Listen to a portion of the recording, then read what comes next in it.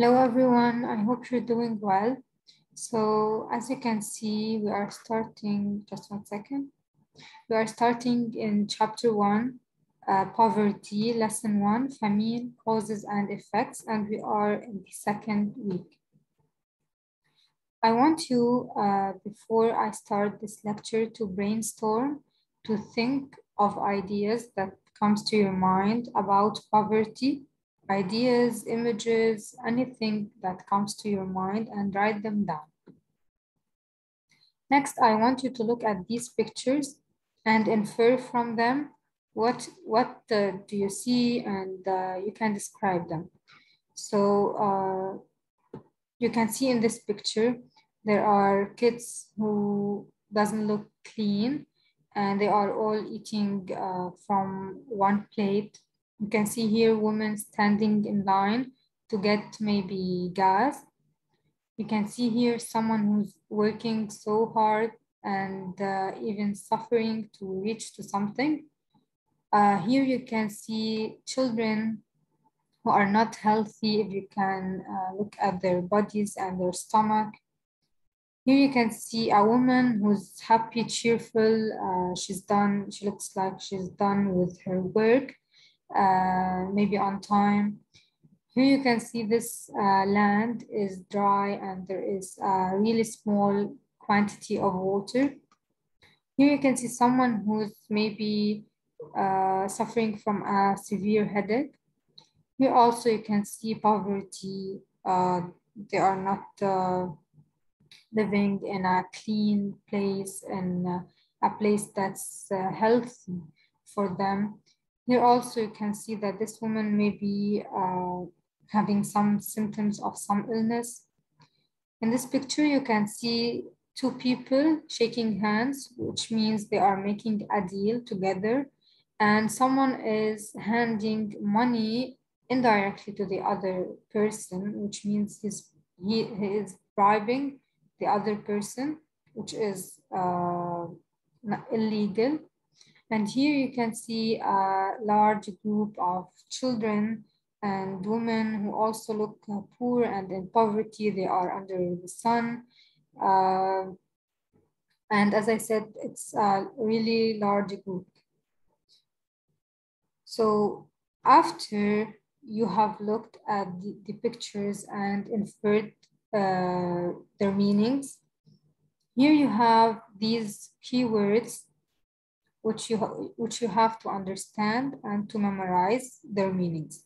So in this activity, you can understand the meanings of these words through the pictures after you have inferred the meanings of the pictures. So here you can see poverty.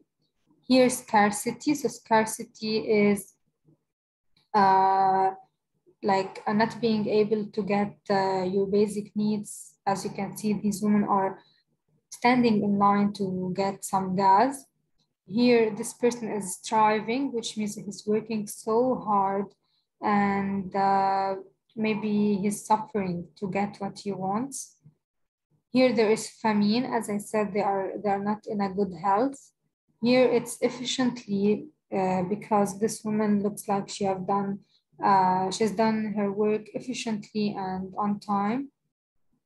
Here there is a shortage, which means there is no enough water, as you can see, and there is this land which is dry. Here there is an overpopulation, which means a really large group of people. Here it's corruption because someone is bribing someone else. This is corruption and it's illegal. And here this woman might be facing symptoms of some illness. You can see from this man's facial expressions, he's having maybe a severe headache. So let's look at the definitions of these words. First, famine, it's a noun. It means an extreme lack of food in a region causing suffering and death. You can go back and refer to the picture. You can see they are not healthy and they might die. So this is famine. Overpopulation, it's an adjective. It's the fact of a country or city having too many people, just like in this picture. Scarcity, it's a noun. It's a situation in which something is not easy to find or get. As I already showed you in this picture, these women, it's not easy for them to get gas. Sometimes it's not easy to get water, so they have to stand in line and wait for their turn to get a really small quantity of that material, which if it was a water or a gas or whatever. So this is scarcity. Shortage is a situation in which there is not enough of something. As you can see in this picture, there is no enough water and the land is already dry. Symptoms, it's a noun, and they are any feeling of illness or physical or mental change that is caused by a particular disease. For example, someone who thinks he has corona, this thinking would be based on some symptoms. These symptoms would be feelings of illness. They are either physical or mental. They are changes that happen in person's body as a result of that particular disease. And then efficiently, it's an adverb. It means working in an organized, quick, and effective way, as we saw the woman who was done with her job. Severe, it's an adjective, means causing very great pain, difficulty, worry, and damage. Strive, it's a verb, to try very hard to do something or to make something happen, and sometimes to suffer. And corruption, it's a noun, it's illegal, as you saw previously. Someone is bribing someone else, giving him money to have a deal in a way that is illegal, bad, and it's a dishonest behavior. Here you have the first lesson, famine, causes and effects, as we said. You have to read the following selection in which the writer sheds light on the problem of hunger and its causes. When you are through with the reading, you have to answer the questions that follow.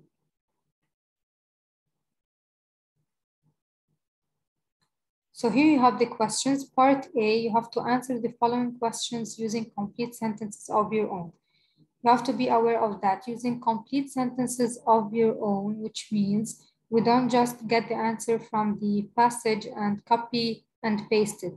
We understand the answer and we write it in our own words. Remember, we already revised paraphrasing. So when we paraphrase, we have to write things in our own words. We don't copy and paste the things as is. So the first question is based on paragraph 2, name the major reasons for famine. Number 2, with reference to paragraph 3, tell if food aid from rich countries solves the problem of hunger. If yes, why? If not, why not? Refer to paragraph 4 of the reading text and tell how people can avoid dying from hunger. Number 4, identify the author's purpose and justify your answer. Part B, the following statements are false. They might be false. They might be, there's one of them which is true. Two of them are misinterpreted information that is already stated in the text. So you have to refer to paragraphs 2, 3, and 5 to correct them. You have most countries of the West suffer from scarcity of natural resources. Tundra areas are very good for farming. War is caused food shortage in the sub-Saharan Africa.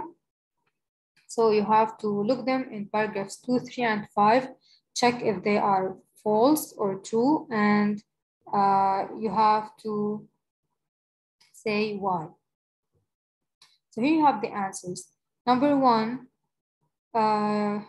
based on paragraph 2, droughts, heavy rain and flooding, extremely cold weather, plant diseases, pests, and poor agricultural technology, all leading to food shortages and poverty. They all lead to food shortages and poverty. So shortage, as we explained it, if there is no enough amount of food for that large population, which leads to poverty. and in return to famine, as you saw, these kids who are not healthy. Number 2, based on paragraph 3, food aid doesn't solve the problem of famine. Why?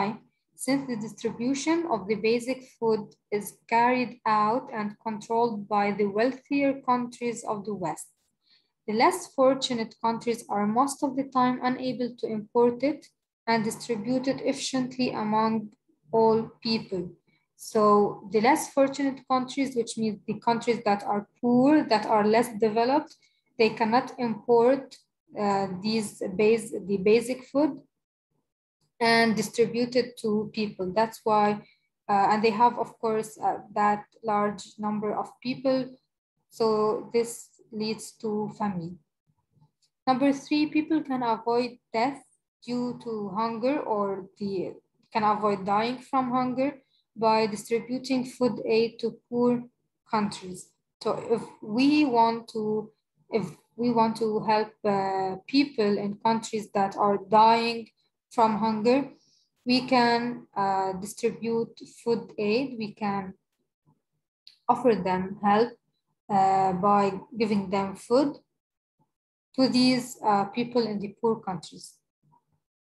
Number 4, the author's purpose is to inform because he gives information about the causes of famine.